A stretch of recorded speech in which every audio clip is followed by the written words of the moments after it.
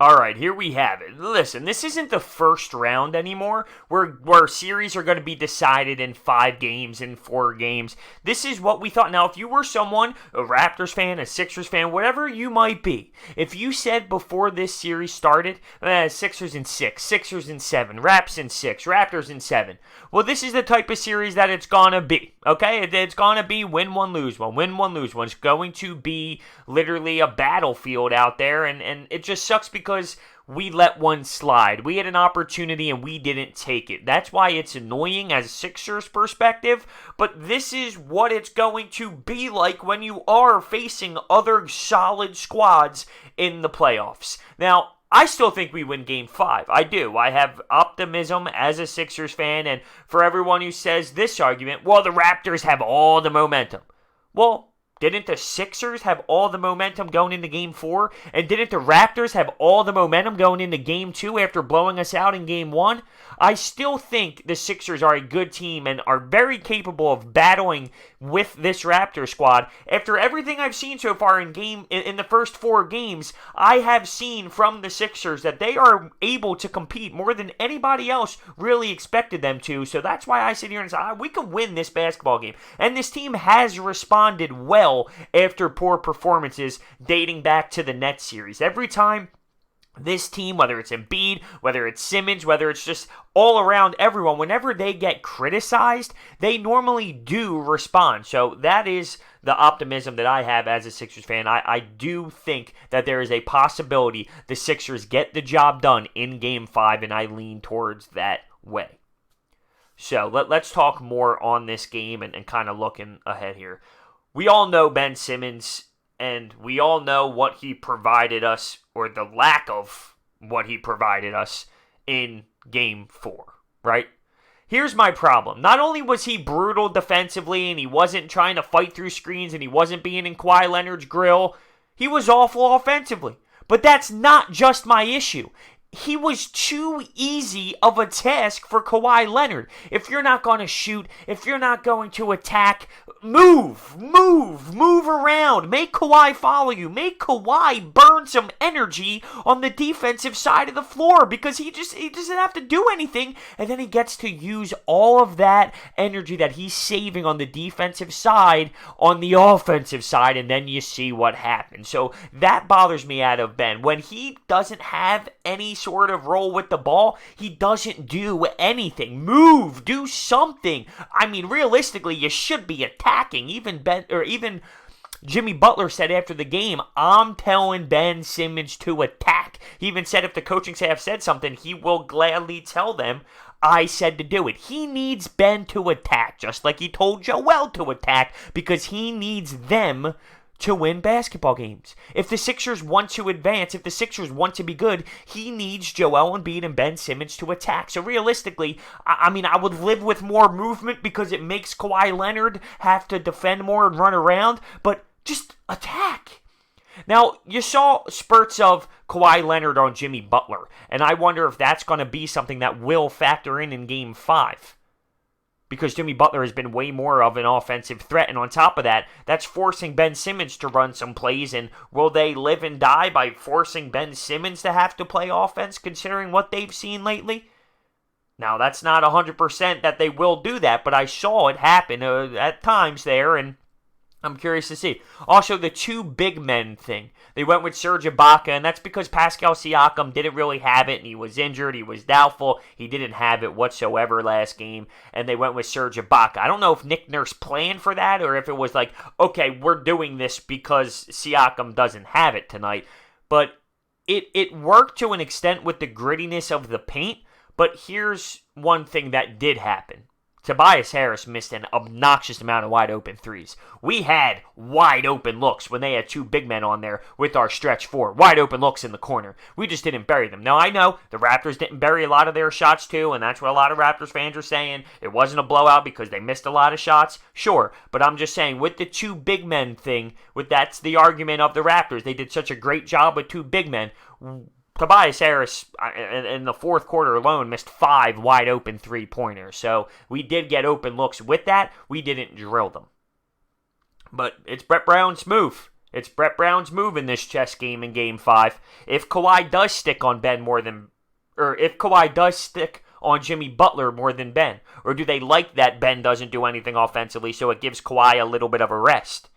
We'll have to see how Nick Nurse elects to do things. This Embiid thing is so ridiculous. The cold, the sickness, whatever you want to call it, the IVs at 6 in the morning, ridiculous to me. I'm sorry. It's soft. I don't accept it. That's not an excuse. I won't allow that to be the reason why you didn't play a good game. This is the NBA playoffs. You're a professional athlete. Sneezing? Coughing? Really? That's the reason why you had the game you did? That's the reason why you went 2 for 7? That's the reason why you had 2 turnovers, went 1 of 4 from the free throw line late? That's the reason why you were fouling late? No, I'm not buying it. That's crap. 3 days before, you're doing the airplane, you're doing all that stuff, you're dropping 33, 10, and 5 blocks, you're being a beast, you're being the most dominant player in the game, as you like to say. And then a couple days later, you have a cold. Now, I'm not in his body. I know he's fragile as can be, but let's go here. All right. When you have on the jersey, you play. You play.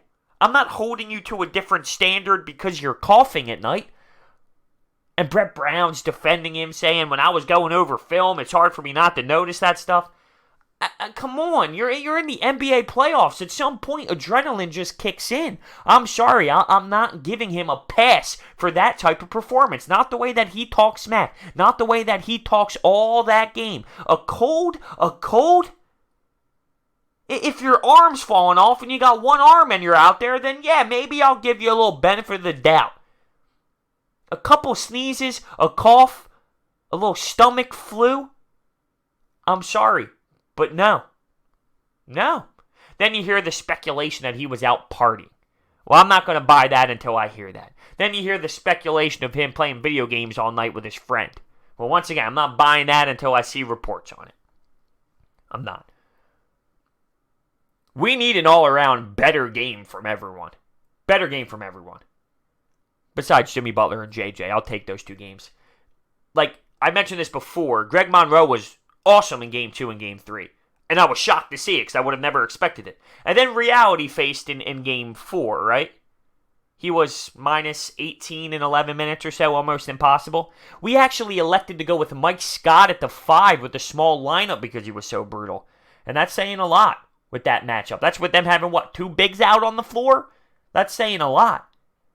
And for everyone trying to defend Joel Embiid, he was plus 17.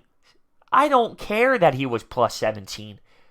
Joel Embiid holds himself to what? The highest standard possible. Plus 17 in his 35 minutes? Whoop-de-doo. Whoop-de-doo with that 2 of 7. And those turnovers late. And the travel. And the missed free throws. And then the complaining that he's sick. I don't want to hear it. So let's go back to this Kawhi thing, because Kawhi has been on an elite tear, right? And I know that you can only maintain him, you can't stop him. I'm just spitballing off the top of my head here. I'm not knocking Kawhi Leonard whatsoever. Not one bit. I know he's elite. I'm looking at this Sixers team, right? And I praised Ben's defense Game 2, Game 3, even though Kawhi went off, I said he still made him work hard, and compared to what you saw in Game 4, yeah, he did. I mean, it's night and day when it comes to fighting through screens and defending. But I watched this Sixers team all year long.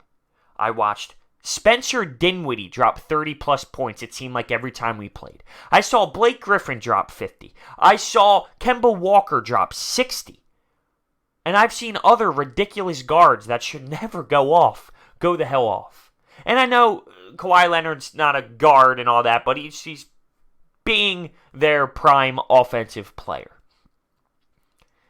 Is this result of Kawhi Leonard averaging 38 points per game at a 62% from the field? Is that a result in the way we play defense? Once again, not knocking Kawhi Leonard. He's awesome. Literally top-tier talent. I'm basing this off of what I've seen the Sixers do defensively throughout all season long. Everyone goes off. Everyone goes off when playing the Sixers. Normally a guard because of guys like J.J. Redick and T.J. McConnell and things like that. But I don't think this changes my mindset on why I think this way. Because this is Kawhi Leonard, who is their elite player, and he's balling out. And it just seems like no matter who we play, someone goes off. Is this clip that he's on right now through the first 4 games, this unbelievable, almost unthinkable, beautiful play of basketball, a result of the Sixers' defensive mindset and the style of play and the strategy behind it? I'm just throwing it out there. I mean, Jordan averaged 35 points per game on a 60% clip from the field. So Kawhi is reaching an all-time high with this, and it is crazy to watch. It sucks as a Sixers fan. As a basketball fan, it's holy hell, how do we stop him? Well, we need to bring the defensive intensity in Game 5. We need to do what they did and silence the crowd early and show we are going to be there in Game 5. Lots to talk about with Jimmy Butler and his post-game interviews. And, I talked about the Ben's aggressiveness. He also said we were humbled tonight. And I really love the takeover. I knew Jimmy Butler was going to be a difference maker when it comes to this locker room with the youth. And I think it also exceeded my expectations, which is crazy to say because I had high expectations for Jimmy to do that. But seeing it in the playoffs now, damn. It's reached an all-time high. And also, one thing that does get on my nerves a little bit is the fact that game to game is so insanely emotional. I get it. I know 3-1 compared to 2-2 is different. But coming from a Sixers fan, watching this series play out, don't you see that we can compete? Raptors are good. They're playing hard. Kawhi is really keeping them in it, let's be real. Game 4, you had a little bit of Lowry, a little bit of Gasol, Ibaka step up. I know Siakam didn't go off, but Ibaka stepped into that role and did very well. Which goes into my argument, by the way, that every game is so different. You can't say, oh, well, this Pascal Siakam didn't go off, so it would have been it doesn't matter. Every game's so different. People step up in roles. People play better. People play worse. Everything's different. But I've seen this team now, through 4 games, show me that they can compete with this Raptors team. So why should I not hold them accountable to win them a game in Game 5?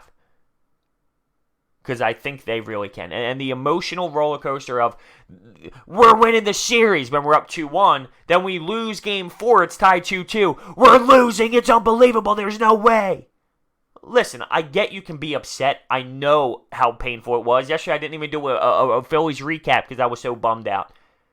But long term of the series, what I've seen shows me, okay, all right, Game 5, let's go. Game 5, let's go. Let's go. This isn't the first series anymore. This isn't the first round anymore. This is where the big dogs play. This is the start of the big dogs playing. Make a statement. Prove it. Prove it to me. Let me know what you think down below. Thank you so much for watching. I'll see you guys next time.